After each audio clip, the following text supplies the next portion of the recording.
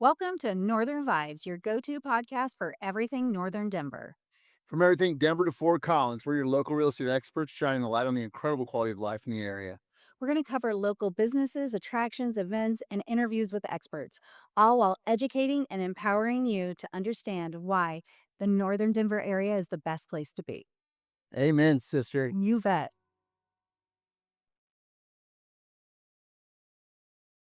Hi there, my name is Ann Wymore and I'm with Northern Vibes, all things Northern Denver. I work currently at Navigate Real Estate, and with me today is my co-host.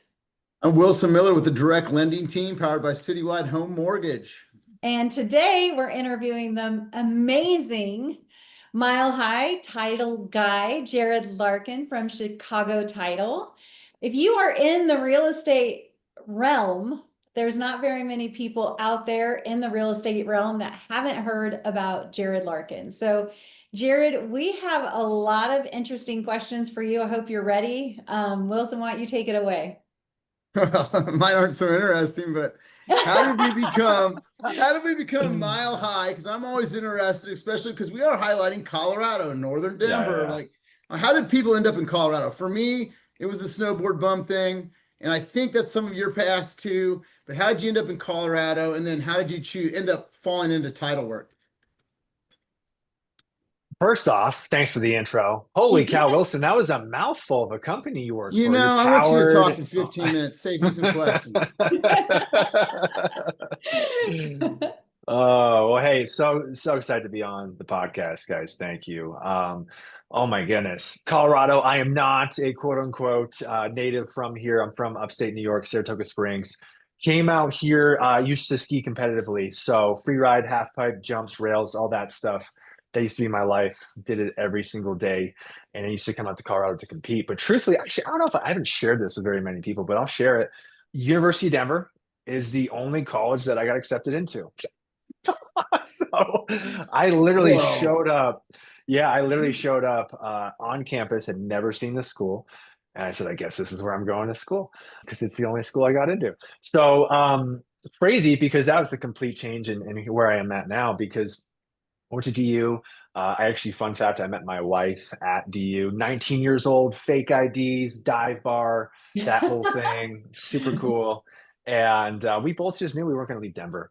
Man, I love it here. I'm just so grateful to be here. Just the same reasons that all the other people are out here, you know. Okay, I have a quick question before we move on. So, how many colleges did you apply for? Because you could be like, oh yeah, I only got accepted No, into no, one no, no. college. And if you only send one application, that's a pretty good number. Yeah, no, I was like 14.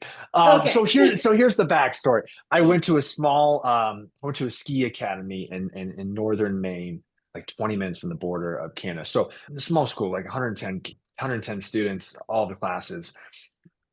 To be fair, I didn't really have anyone kind of coaching me on how to apply for college. So I like literally just woke up and I was like, I'm gonna apply to Harvard.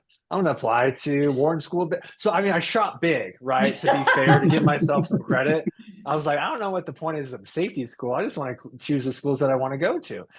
So to be fair, I aimed really high, and I didn't get into those schools. Well, DU is a pretty nice school. It all worked out. Yes. So here we are. Now Yeah. I sell title insurance. Didn't have to go to DU for that, but here I am. Yeah, I hear you.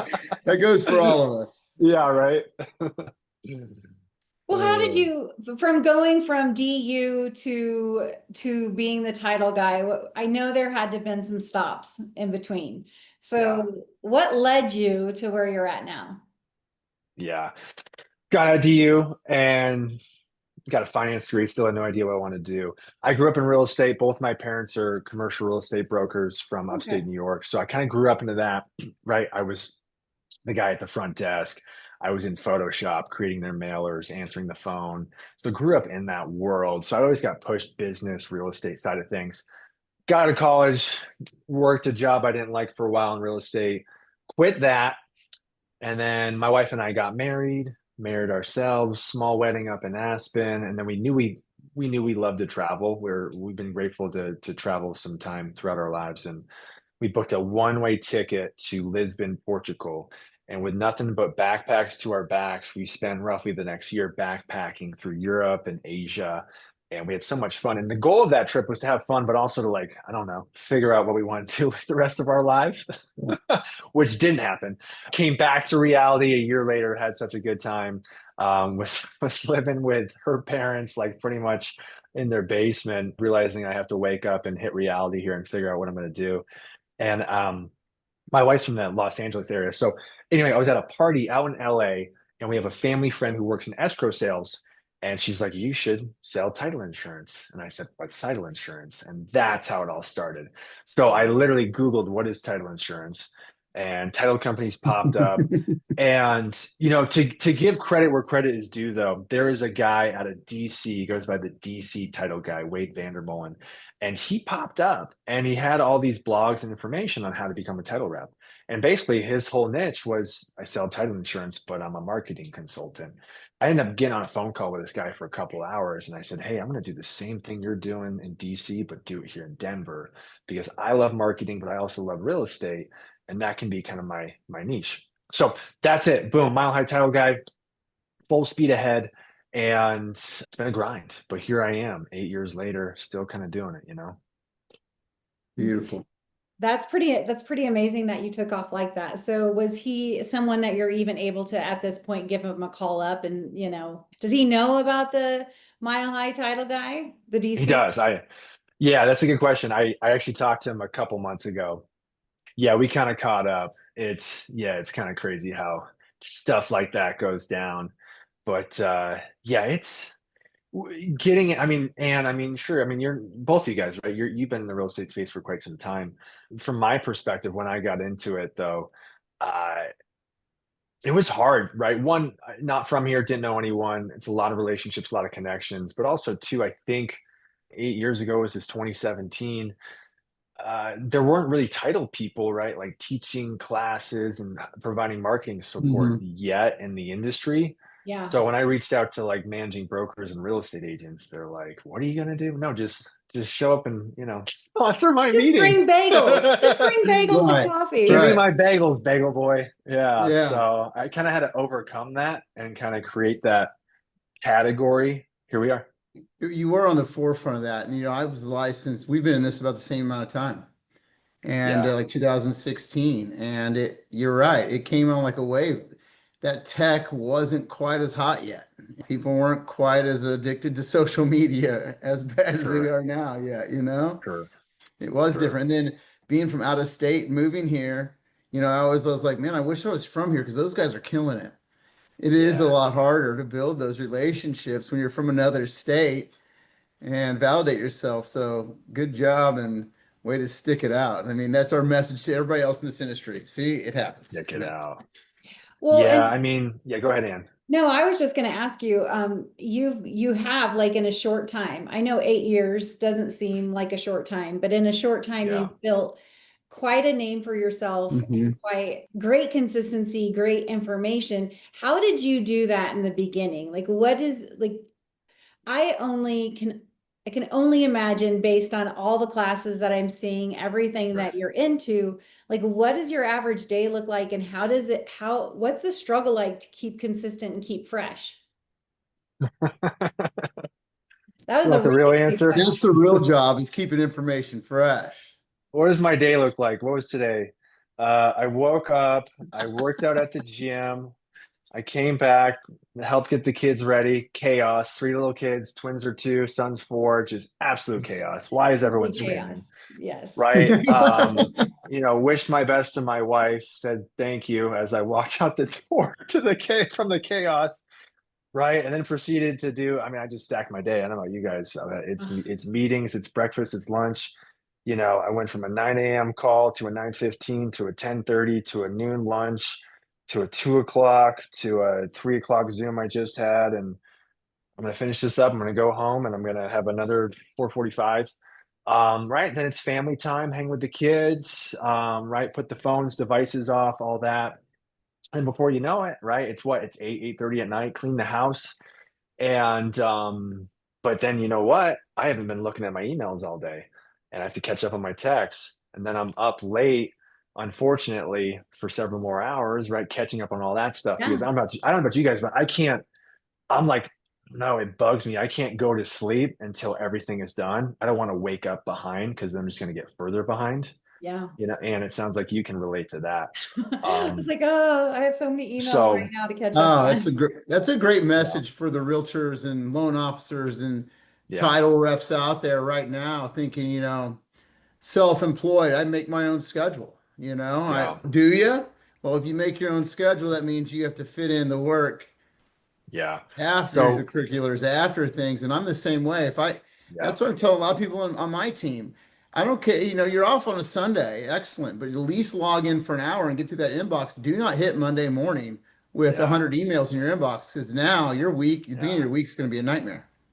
Yeah, no, I agree. So, truthfully, it's not glamour. I mean, I love it. I love what I do, but I'm not getting much sleep. I mean, I'm up till midnight because then on top of that, right? Then I'm like, I'm addicted to all this stuff that I'm teaching on the marketing and AI side. So then I'm like, I'm going down this funnel of reading about this new AI thing that might be beneficial to my business and your business, and then right, and that's kind of how it goes. Uh, yeah, I love it. It's a lot. I just hired a virtual assistant. I don't know if you guys are have like Oh VAs and yeah, we've stuff, got a couple of them. but oh my goodness, that has been the biggest game changer. Just starting to offload stuff. So I'm trying to get back that time. I need to get back that time. So that's what I'm working on right now. Yeah. But starting out, and oh my goodness, starting out in title insurance, not knowing anyone, it's a grind. I always share this. I mean, people don't realize. I mean, at the end of the day, right? Like, if I look at my numbers, your average title escrow cost is going to be around, just under $3,000 on average. And if you look at that and you break that down per transaction, a chunk of Oh, that's yeah. going to go to Chicago title, a chunk of that's going to go to the closer, a chunk of that's going to go to the sales rep. You have to bring in a lot of transactions every single month to be successful in this business. So it's either, it's a combination of the right relationships, but also a lot of relationships and a lot of loyalty and a lot of trust and a lot of value. Just like any sales career, it's a grind starting it out. And truthfully, I was ready to get fired. Like 18 months in, I felt like I gave it my all. Right. I mean, I'm sure you guys too, you're very successful. You give it your all and it just takes time for stuff to come. And I just remember being in this lull where nothing was happening and I was putting in all this effort. I'm gone from 8 a.m. to whatever, 10 o'clock at night, barely making any money. Right. I'm not home. I'm not with my wife. She's like, where are you? What's going on? Is this really the right career path for you? Right. And truthfully, I kind of threw in the towel. I was just waiting for Chicago title to fire me. And then slowly, like all those relationships that I was building, slowly it started to build and build. And I was like, all right, maybe I'll keep doing this and see where it goes. And Well, I yeah, think that's probably one of the strongest messages to push out is that there aren't very many of us in any type of business that haven't just said, "Oh my God, I'm so sick of all this work. I'm not successful. This is not paying off. Screw it." yeah, And then you kind of take a step back and all of your work then starts catching up with you. So you're saying you were in it for about 2 years before you were like, yeah. oh, Chicago might want to keep me.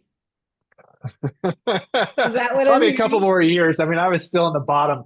I don't know about you guys, but like the way it works for us, every day, every business day, that report comes out with where you are at on that totem pole, how many deals you've done, how much revenue you've closed. And man, it is not fun being at the bottom, you know. Um, I completely agree. Being at the yeah, bottom isn't fun, but I also feel like what you're experiencing right now, hiring a VA, is that burnout is real. yeah, And we all need to protect ourselves from absolute burnout because it yeah, can happen. It can climb up and hit you really, really fast. So, yeah. is a VA the only assistant that you have? Like, what does your workflow look like? Currently. Yeah, VA is handling, as of last week, all of my social media. I literally just have to record my video on my phone with my teleprompter and then push it off.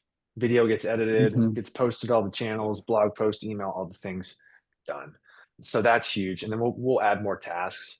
We'll see. Yeah, it's been a good first month. I've had the VA for about a month now, and I'm just giving up that control is hard. right? Oh my God. Yeah. Um, Giving up that control. You can't do it as good as I can. And but as you guys know, because you've done it, right? If you set up the right processes and do the right training videos and all that, they can do it. And they want to. So it's cool. So yeah, currently just a VA, but right as I said, high volume business, a lot of relationships. It's hard to stay in front of everyone. So if I want to continue to scale and grow my business, I'm going to keep needing to hire You more have people that to. can support me. It's the only way. It's just the economy of scale if you want to go up. Yeah, I completely agree. I couldn't do half of what I'm doing. I have an assistant but I also did almost a job share thing. So I hired Yeah, her going, okay, I really need help, but I don't need help for the whole day. I definitely yeah, don't need that. So I think it's also being creative. Like when you are hiring someone, like for you, it's a virtual assistant. For me, I'm like, well, I really need someone who I can see every day, who helps me with showings, helps me with things in the office, but I yeah, couldn't use her 40 hours. yeah. So there's other positions at work that are now going, oh, well, they use her half a day, I use for half a day. And I think the hardest part when you do hire someone to come in and help you is training them and then letting it go. Yeah, in person is the next thing. I did starting out, I actually did find I put up a job post. And for anyone listening, if maybe you just need someone to help out for some hours here and there, I put up job posts at all the local colleges and universities to try to hit up the college kids. Hey, need help with video work or social media or whatever. And I found a guy through that who worked with me for a while and it was fantastic. For anyone who feels that's listening to this that feels burnt out and feels like you do need support, I've felt like this since honestly since January. This is the last 7 months. But right, I never took that plunge. And for me, I found like the best piece of advice I could give is just hire the dang person and just start paying them. And then like you're gonna realize you're literally paying them to do nothing. And then you're like, all right, I have to lean into this and do this, right? But truthfully, from the virtual assistant side, I think the risk is low too, because worst case scenario, if it's not the right fit, it's not the right fit, and you part ways. But if it is the right fit, you're good to go. And I there think all this is great. Like, outside of title, because Ann and I were talking, we have the general poke listing too. And we like to use success stories, business owners, entrepreneurship, right? So all this feeds into that entrepreneurial spirit of the perseverance, the failure. If you're, they say if you're about to quit, you've almost made it, you know? And Yeah, then you have the letting go phase. Then you have the boundary phase.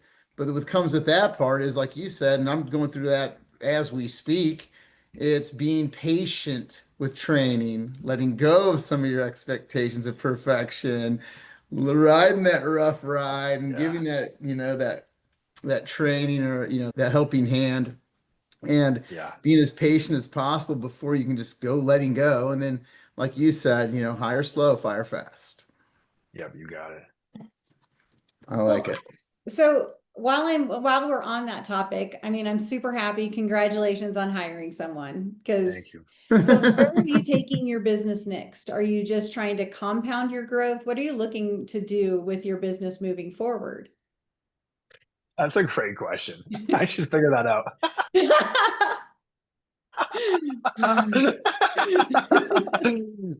Truthfully, I've been moving so darn fast this year, and I've been very fortunate at this point to I've just I know if I do these activities, it will result in these results, and it's just growing and compounding. And I'm just honestly, I'm going 200% full speed. Truthfully, in about 3 weeks from now, I will be. I'm a big fan of Tom Ferry and everything he does. I'll be out in Dallas for 4 days at his Dallas Summit event. So that is going to be, I think, some time for me to kind of reflect and figure it out. But at the meantime, it's going to be keep growing, keep doing this. I love doing it. Right? How do I scale without burning out, without sacrificing other things that are important? Right? Wow. You're doing all this to. I mean, I'm doing all this to be with family and spend time with them. Right? I mean, we're all just trying to do our best out there. How do we do it in a fulfilling way that doesn't burn us out? That keeps us successful. Yeah. In the meantime, it's full speed ahead. Keep growing and do more. And yeah, that's where it's at. That's where I'm at right now. Well, and shout out to, honestly, between a shout out to the spouses who are Yeah, covering our true. backs and having True. us out, like we're able to do what we're able to do because we have those people at home who have our back and who are helping us get things done, whether it be a spouse, a girlfriend, a boyfriend, Yeah. anything, your family, because they're giving up just as much as we are to only see us for a couple hours. I So completely agree. the I completely unsung agree. heroes of all of this is, a lot of this stuff couldn't have been done. Or one of the reasons I got into it, I love my Yeah. husband and he knows this story, was because I wanted Yeah. to beat him financially.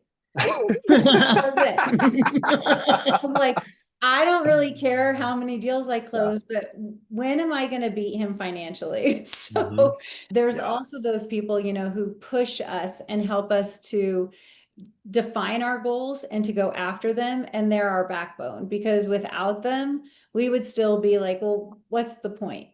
What's the purpose of all this? So it's those Yeah. people, our families, our cheerleaders that keep us motivated and keep us going too, that, we really, Yeah. hiring an assistant is great, but when you have someone there who's like, no, it's okay if you're at dinner, you can take the phone call without them getting Yeah. pissed at you. Yeah. That's when you know you found a winner.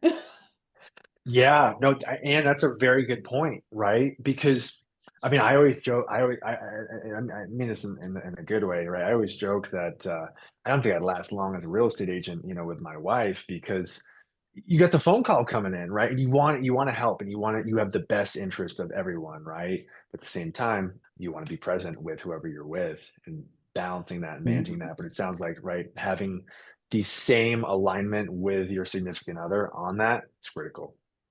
Yeah, it is. it is critical. So my other question to you, so I keep asking like the ones that you like have to really, really think about is, so as you're going down the rabbit hole, so Yeah. just to point out to anyone who's not in our realm or in real estate, Jerad does a lot of classes about social media, Google ad spend, different, like, what is it? AI tools. Sure. AI, Yeah. AI. leads, Yeah. Yep. different things like that. So are you following certain people? What's that like training process look like? Because as you're growing your business, you Yep. also can't become stale. Yep. So what are some of the things that you do to stay ahead of that niche market? Yeah. I heard somewhere that you have to reinvent yourself like every 18 months, right? Otherwise, Okay. you become stale. And that's kind of always what I've led in. To give you an example, when I got into title insurance sales 8 years ago, I had one class, it was Video 101, and it was trying to teach realtors just to maybe use video, right? And what happened was, every time I do these classes, I get feedback and I write down things that they ask me, and then I go look it up or research it. And that's where I then lead into learning other things and trying other things. So that's where one class has finally kind of just evolved into, I don't know, like 12, 13 different classes on a variety of different topics in terms of marketing and helping real estate professionals with their business. So I agree. You have to continue reinvent yourself. So you have to love and be passionate about what you do. I feel like now more than ever here in the second half of 2025, it's this AI stuff. It's just taking over more and more. I mean, it's incredible. I'm like up late at night, like messing around on chat gpt and these different things I can do, and it's amazing because it can give you back your time, right? Again, it's like, how can I get an efficiency hack here, and how can I be more productive and leverage these tools and resources? So for me, it's always been classes and events. You got to do something to provide value and stay in front of your audience. Cold calling, truthfully, I didn't give it much of a chance. I did it for maybe a week and said, I'm done with this. Yeah. you Yeah. know I did the pop buys. I used to make baskets and go to Costco and go into real estate offices, and felt like I was bothering them, and that didn't last long. And you got to find whatever works for you and whatever you're doing, whether you're starting up a business or doing sales. But you got to try things. So I tried all of the things that I didn't like, and then what I realized was, once I found something that wasn't as hard, like maybe standing in front of a room of people and talking, I'm like, well, this isn't as bad as having to go do that. And it's kind of like where I've gone since day one. Amen, man. Amen. And anybody listening, industry professionals, yeah, Jerad, follow Jerad on his stuff, join some of his classes. well worth it. And that goes back to the freedom part, the boundaries part, where, that's where I'm getting at in my career too, Yeah, a lot of it's automated. You got to Yeah. learn the automation. You got to learn the AI. You got to have the VAs. If you're trying to, grow to, if you're trying to scale, truthfully scale, you Yeah. can't sacrifice your entire life to do Sure. so. So it comes Sure. in real handy. And for those again listening, Jared's got a lot of good information on that stuff. Thank You you. can lead a horse to, I'll tell you this too. You can lead a horse to water, but you can't make him drink. So That's that's everybody wants correct. the magic pill when they come to a class. So they're telling me if I'm leading a sales Yeah. meeting, I'm like, guys, I can give you the ideas. I can give them to you. Some proven Yeah. facts. They work with consistency, but you Yeah. have to do them. You have to work Yeah. it. Well, Yeah. and I also think kind of what you're saying, Jared, also is to find something that you really love and enjoy and do that greatly, and they'll come Hmm. to you. I'm not a cold caller. I hate No. cold calling. Yeah. I too like tried baskets, and I still think sometimes pop buys go, but when you Sure. find what you're really good at and what you're passionate about and something that you enjoy doing, it is one of those contagious things. And for you standing up in front of a classroom of people, it's super easy. Whereas someone would say, put me in front of a phone, I'd rather do that a million It's times true. over. Yeah, yeah, It's So yeah. true. You gotta find what you want to do. you got to find what you love. That's the biggest Hmm. thing, is once you find what you love and it's not hard, that's your best part of your day, is going and doing a class and getting up and talking. Like, yeah, no, we don't always enjoy it, but we Yeah. enjoy it more than, I don't know about you guys, but I would rather show a bazillion houses than have to do paperwork in front of a computer. Kill me now. I mean, the computer. I will spend my life savings having somebody work the computer part for me. Yes. I will walk away with $0 rather than do the computer part. That's so funny. I love that. Yeah. But I'm quick to That's automate good. that, Yeah, you're right. You're right. but this is The other great, thing too, man. guys, on the classes and events is I agree, like right, automation, all that cool. Right. That helps you keep in front of people. But obviously we have to have genuine relationships, right, with the people we're working with. Yes. And like I said from the beginning, with title being such a high volume business, from that person, that real estate professional who sends, whether it's one deal a year or 10 deals a month or whatever, right? The classes, the events, you guys have probably seen Wilson. I mean, you've seen for quite some years. I just kind of try things. Someone just Yeah. pitches me an idea. Hey, go try dodgeball. Okay. All right. Let's see if anyone shows up. Yeah. Um, but it brings community together, which is also kind of cool as this has evolved. I mean, when I first started doing these classes and events, nobody showed up. One person showed up, but I just did a couple hundred more and started to started to grow a little bit of a following.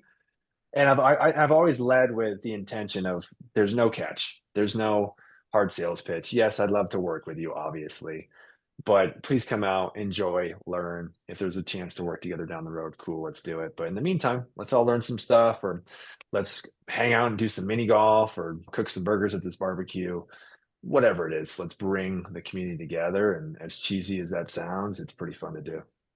And that's a Well, good tip. That's a good tip too. At some point that dawned on me about 4 years in. I would just do the Rockies event, rent out the cabana, beers on me. Here's the rock pile tickets, and then it's a hit. Just my point to there's those industry professionals listening or working for us.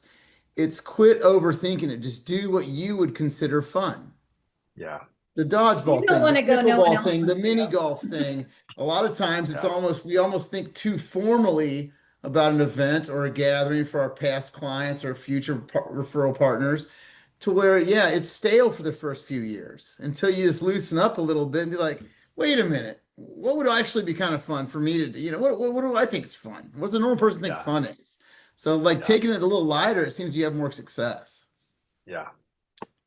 Absolutely. Well, Jared, thank you so much for hopping on and kind of sharing with us your journey through this fun thing that we call real estate life. Yeah.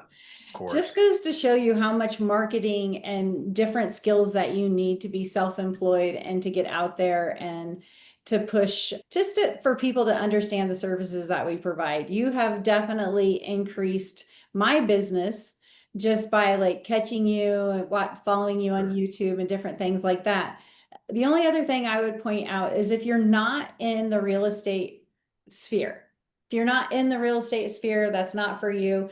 I would definitely still look up Jerad Larkin, the Mile High Title Guy, on TikTok, Instagram, YouTube, those different things, because a lot of the information that you are teaching us can be used by anyone with a small business. Anybody out there who's really looking to grow something marketing wise, grassroots, inexpensively, I would definitely say that Jerad would be one person that I would follow. I have learned so much from your classes.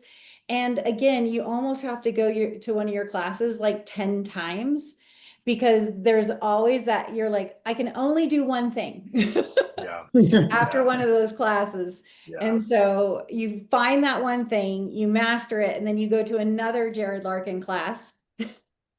Even if it's the same one, and then you can build on that. But if there's anyone out there, definitely follow Jerad. Again, I just really appreciate you and your insight and what you bring to all your classes, because they're not boring and you have Thank you. flood of information. Amen. I second that. So Thank you guys. Appreciate just you. wanted to say thank you so much for joining our podcast. And my name is Ann Wymore with Navigate Realty. And And me butting go in. ahead, Wilson. Me over talking like usual is Wilson Miller with Direct Lending Team. Powered by. Powered by Citywide Home Mortgage. Oh, I love it. Cool. And Well, Jerad guys, thank you. Larkin with Chicago Jerad Larkin. Title. Jerad Larkin. Yeah, and any of you listening, whether you're in real estate or not, if there's anything I can do to support you, Mile High Title Guy, milehighTitleGuy.com. Reach out to me. Happy to help. Thank you so much, Jerad.